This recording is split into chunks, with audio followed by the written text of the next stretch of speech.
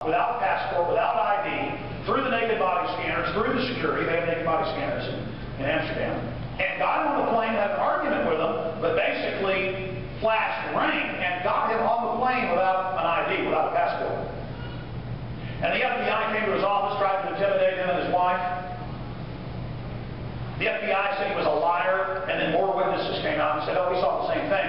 That they'd seen, once they got off the plane in Detroit, another man, the dog ran up to his back. They found a bomb. They said, everybody's got to get out of here. The FBI said, you didn't see that either. The FBI said, you didn't see someone on the plane the entire flight with a camera trained on the underwear bomb. And then, a month and a half after that, the FBI came out and said, okay, it's true. Somebody else did help him get on the plane, and there was somebody else we arrested. We're not going to tell you why, and we do think he had help. And then the Undersecretary of the State Department, Mr. Kennedy, gave a press conference and pulled it up on C-SPAN. Online. They now put their entire archives up. And he said, an unnamed U.S. intelligence agency ordered us to give him a visa and to help him get on the plane. Absolute setup. The underwear bomber thought he was taking part in the drill.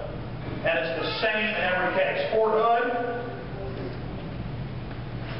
clear evidence that guy was an intelligence asset, thought he was going around flushing out radical Muslims. He was connected to this Al-Lehi guy who's always there in every case setting up all the patsies. They knew for 2 years he was talking about killing people, and they declared national security on all those emails. And there was a drill at Fort Hood that day of a mass shooting. Think about that. It's the same thing every single time. But I go back to the fact that we have eyes and ears everywhere. This time, when they staged an event on an airplane on Christmas Day, 9/11 truthers were on that plane. Kurt Haskell's a 9/11 truther.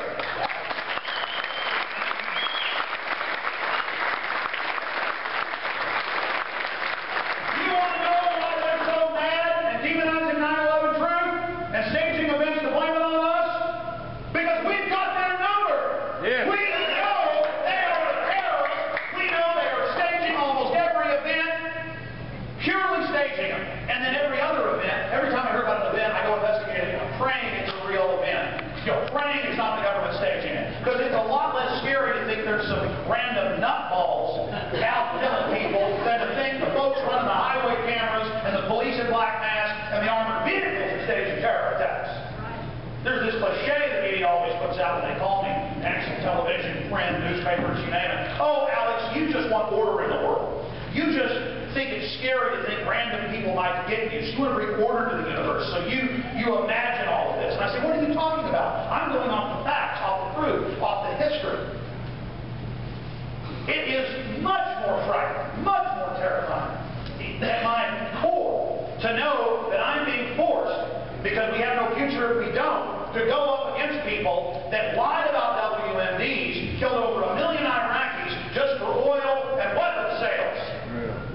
That's a lot more scary than going along with the system and just hating Arabs and Muslims and talking about how they're going to kill us all day, when the true radical Muslim brigades all over the world throughout history are run by first Hitler and now the CIA and MI6 on record. It is their foreign brigade that they use to go in to secular or to elected governments in the Middle East or Central Asia and to bring them down. That's who Al-Qaeda is, the sword of the New World Order. Get them out.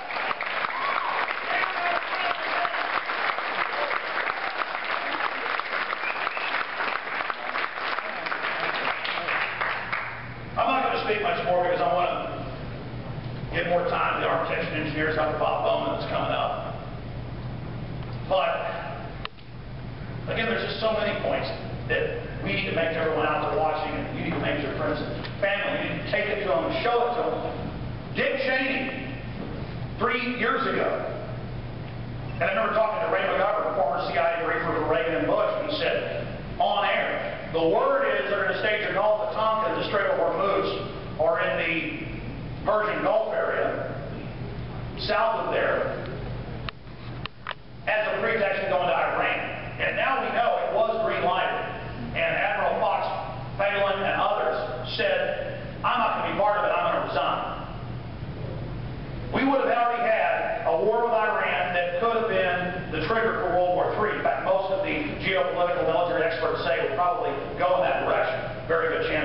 if a lot of the top brass hadn't stood up and said no. That's why, what, a year ago, Admiral Mullen,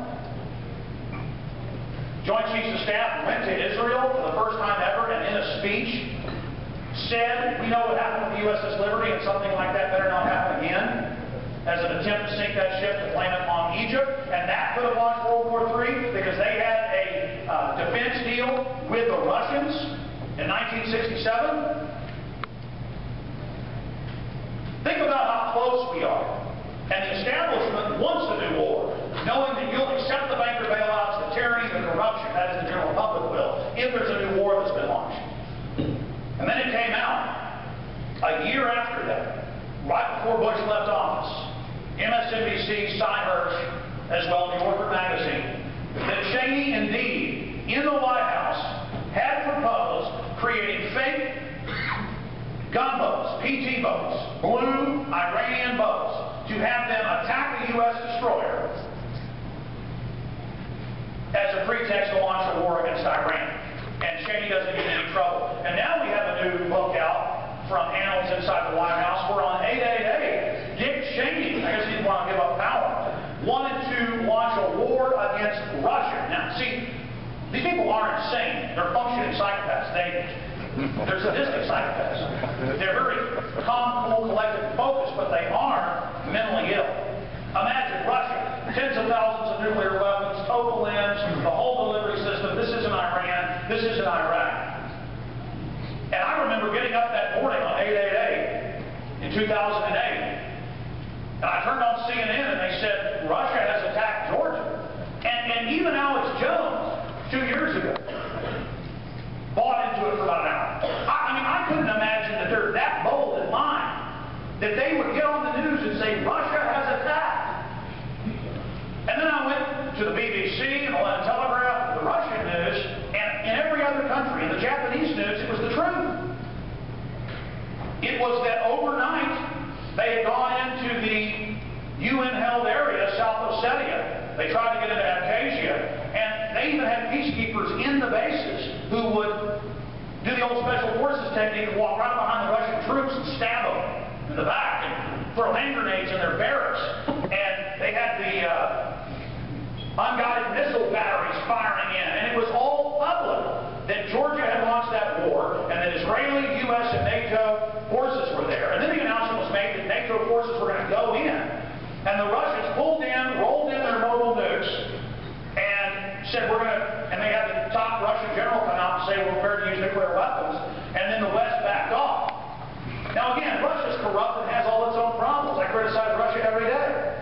This isn't like, oh, America's good, so we need nuclear war with the Russians. The issue is they think the public is so dumb that they would launch a false flag in plain view, knowing that the world would discover the truth within hours, that a premeditated attack was launched by U.S.-backed Georgian forces into a Russian-held area, killing peacekeepers that had been there since 1991. Think of the magnitude of that. And then, a week ago, I mean, AP's even reported on this, for those out there watching. On state-controlled TV, they ran a newscast saying Russia had attacked again. And it was just all completely fake. And finally, the Georgians are mad. They're protesting by the tens of thousands, saying this was a false flag staged event, just like 9/11. So now it's a Orson Welles War of the Worlds mind control, where they don't even have to attack Russia and then say that Russia attacked. They just run newscasts saying Russia has attacked to somehow instill fear in the public. That's how dangerous these individuals are that we are facing as a society. That's how evil these individuals are. Their lust for power, they've got all the money, all the women, all the land, all the caviar they can eat. And for them, they love sitting around their electronic maps of the world, playing games with our lives like we're their little toys, to borrow a phrase from Bob